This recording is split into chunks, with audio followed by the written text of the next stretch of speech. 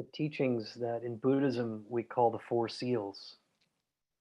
In Mahayana Buddhism, that's the kind of Buddhism you find in Tibet, Tibetan Buddhism, East Asia, such as the Pure Land and the Chan, as well as Zen in Japan.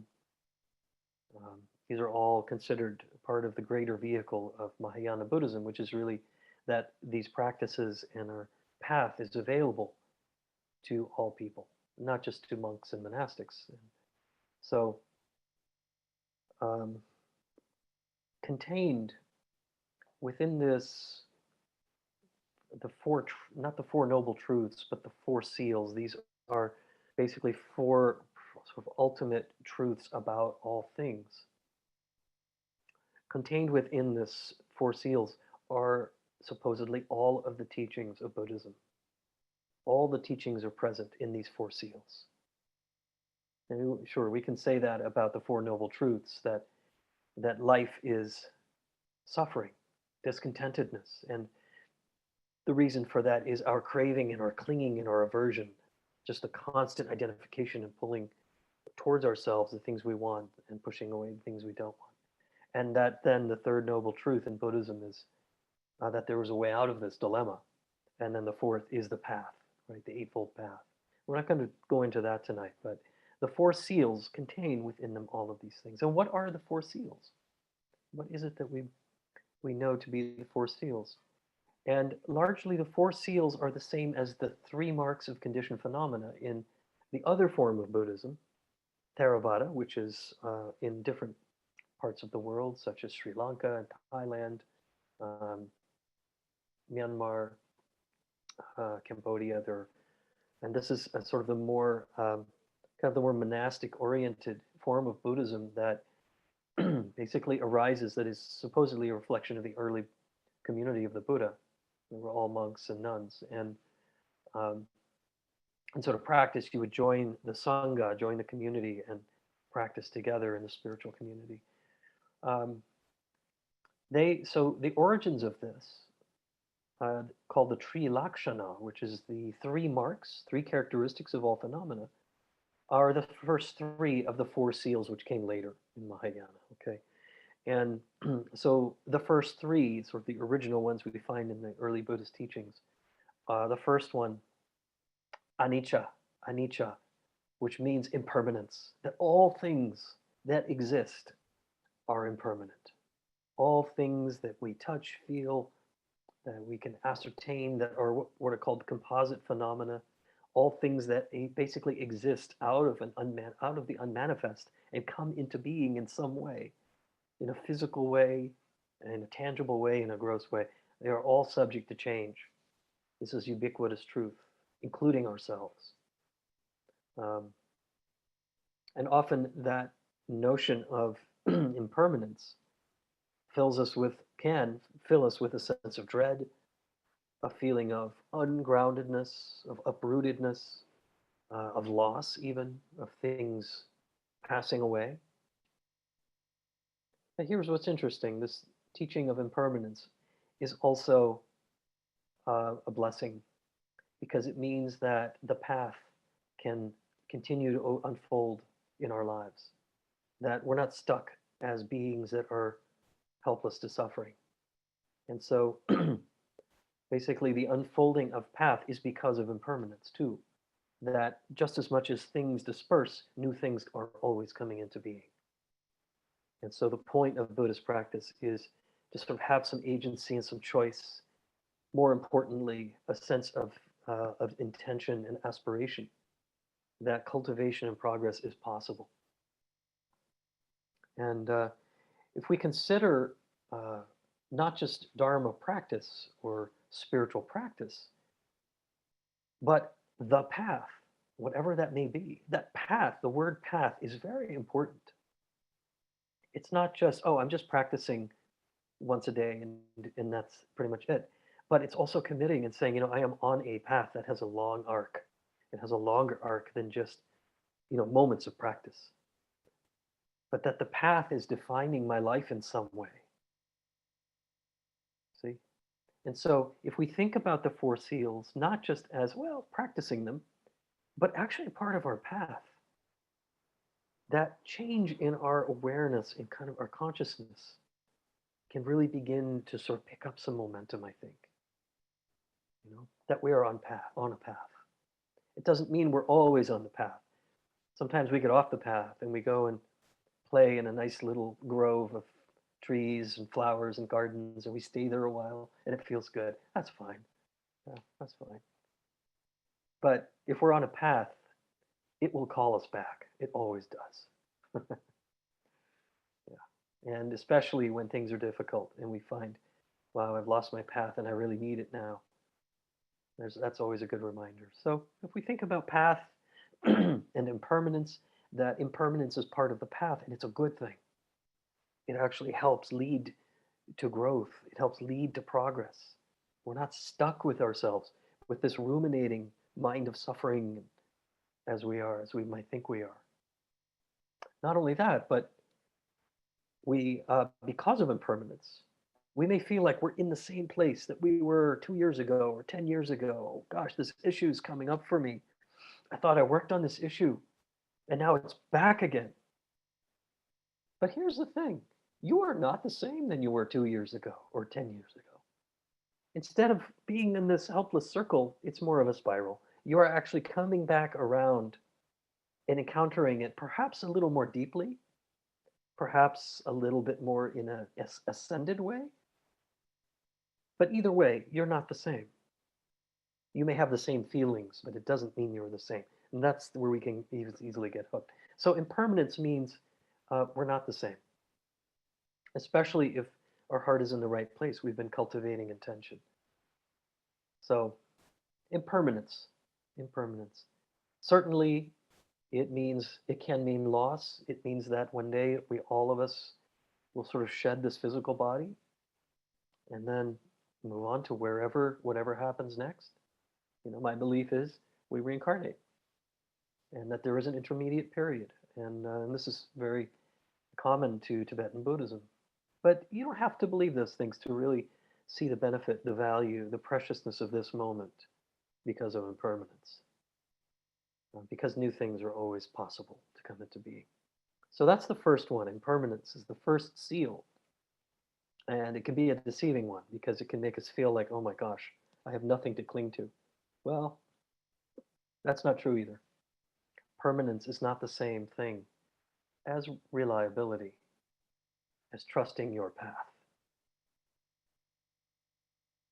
Permanence is not the same as reliability and trusting your path. So not letting impermanence be ungrounding to the point where it breeds anxiety, but rather it allows and affords opportunity. Yeah. The second one, suffering. Boy, that's a common phrase in Buddhism. Dukkha is a Sanskrit word, Sanskrit and Pali, for suffering. Actually, what it literally means is discontentedness, that we're not, because of the first seal, because things are in constant change, we tend to suffer. The things that we've worked hard for, if they fall away, or all of the things that we want to hold close one day disperse, then that causes suffering. Or we are deluded into thinking that all things are permanent, especially the bad things. And believing that this bad thing that I have to experience is permanent. And so either way, this notion of permanence or the fear of impermanence causes us to suffer. And so it's not a judgment, but it's rather a recognition. And the way that I like to approach the path of suffering regarding impermanence is that this is not personal. Okay? The impermanence that you experience and the suffering of it may feel very personal, but it's utterly ubiquitous. We all have this malady. Every living being has this. And perhaps that can help to inspire compassion for all of us. Right? We're all in this together, if you will. That because we all are part of this sort of this helplessness of impermanence that hopefully can yield a blessing and opportunities and wholesome change and good things, not just loss, that we can actually be inspired to feel deep compassion for those around us, for the earth, for animals, for basically all beings, because we're all in this together. So, reminder, oof, if I'm really dealing with the suffering of impermanence, maybe that's a good cause to widen the circle of your lens and include everyone in that. Not feeling separate and small because of it, but rather open, inclusive. Man, we are all in this. And when I see someone, if I'm on a plane and I'm kind of contemplating impermanence in some way, and there's someone next to me, I can see that they too share this quality, and they too suffer. So rather than that being depressing, and our recognition of the opportunities in impermanence, and the good reason to have really deep, abiding compassion for all of us in this situation, that can be part of the path too. So, impermanence, suffering, the third is non self, or anatta, as the Pali, anatman is the Sanskrit. That basically all these things we're talking about that are impermanent, and because of that cause us to suffer, have no conceptual, underlying, inherent nature to them. Now, this is classic Buddhist philosophy, including ourselves. This is the part, however, that can get really misunderstood and misconstrued. And some people who've written books on this uh, basically translate non-self as nothingness, and that is utter hogwash. It's not about nothingness.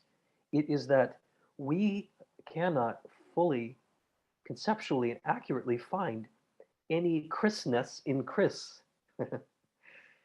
He has cells, he has thoughts, he has experiences, yes. But if you pull apart all his molecules, where's Chris in there? Where is he? We don't find him. We find sinew and blood and muscles and bone and all these other things, and maybe evidence that he was once a little bit conscious through his writing and music or whatever. But where is Christmas here? You can't find it. It's formless. Does that mean I don't exist? Of course not. There is an experience of Chris. I am conscious and I am aware and I am open. I'm alert. And there is something there, something wholesome, something loving, something bright.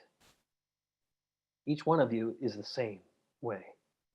And so, but you can't find it, you can't encapsulate that in a concept. There is no inherentness. Ultimately, non self is this sense of non identification with all the things that I cling to so dearly. And yet, I am not those things. I am not my thoughts. I am not my emotions. Those are things that happen to me. I have those experiences, but they're always changing too. And so, who am I? Right?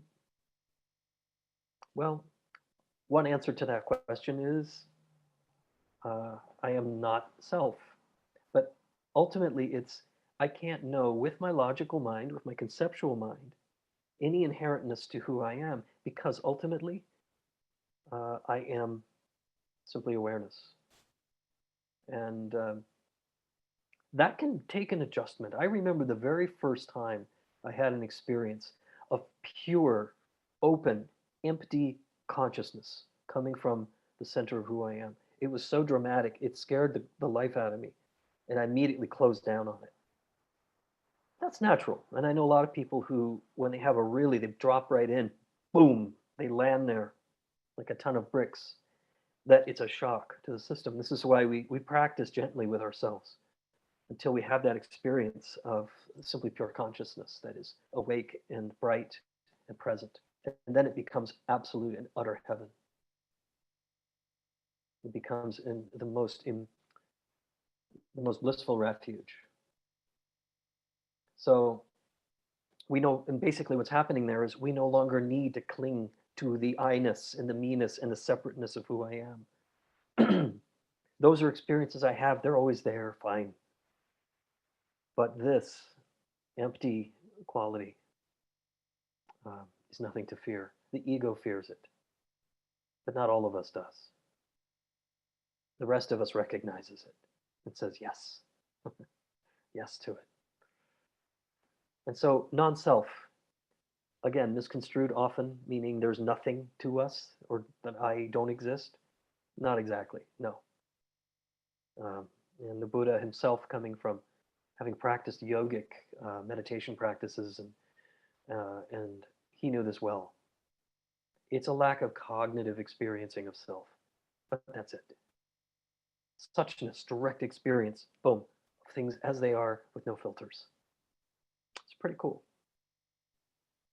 So those three, impermanence, suffering, and non-self, these are the three marks that you find in one form of Buddhism, and in the other, in the greater vehicle of Tibetan Buddhism that I've done a lot of training and practice and teaching, and um, has a fourth, and then that's the fourth seal. The fourth seal is something even better than non-self. It is nirvana, not the music band. Although some of that was pretty good too. No, nirvana. Nirvana. What is nirvana? Or nibbana. Nibbana is the Pali. Nirvana is the Sanskrit. Same word. And largely it is the experience of unconditioned awareness, the underlying nature of the ground of our being. And when that becomes something that becomes more instituted, where we open to it, we don't get it anywhere. There was this talk in the poem I read of attainment, and we're not actually attaining anything we don't already have here. And so this teaching of nirvana is really one of emptiness, which also gets misconstrued. Emptiness being not being nothingness, but again, emptiness being profound openness without filters and without clutter, that our consciousness and our awareness is clear and spacious and bright. What in yoga is called asamprajñata samadhi, or acognitive, that is samadhi of open awareness with no cognition, with no conceptualizing and making things. It's just a complete open, bright consciousness there. Same thing, only it's called something different in emptiness. And it's not an identification, it's rather the ground of being, beingness that is much more, it arises much more after a certain amount of practice. So that's the fourth seal, nirvana hyphen emptiness, or profound, the profundity of openness, suchness, as a quality, as a quality that ideally becomes more regular, more of a continuum. We may drop into it, just have a second in the meditation, bang, here it is, and now it's gone. And that profundity is not lost on us.